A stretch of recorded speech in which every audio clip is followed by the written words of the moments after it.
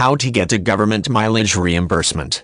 If your employer has an expense policy that addresses employee use of a personal vehicle for business purposes, you can submit a request in accordance with company procedures for a government mileage reimbursement. The company will account for this reimbursement as an operating expense deduction on its income tax returns based on the government's rules regarding personal vehicles used for business.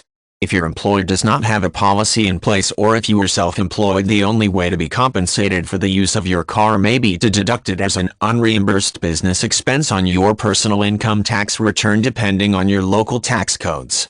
This method typically will not technically net you a cash-in-hand reimbursement from the government.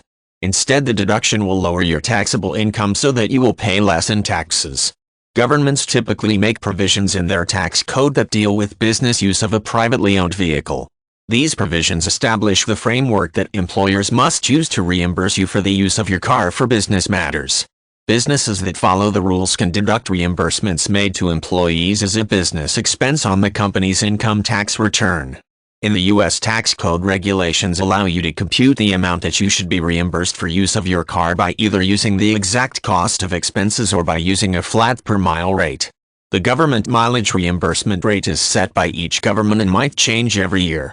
If you choose to use the flat rate, you should keep track of the miles driven for business purposes and multiply it by the government rate that is in effect at that time. The rate that is or was in effect for any year can always be found on the government's website.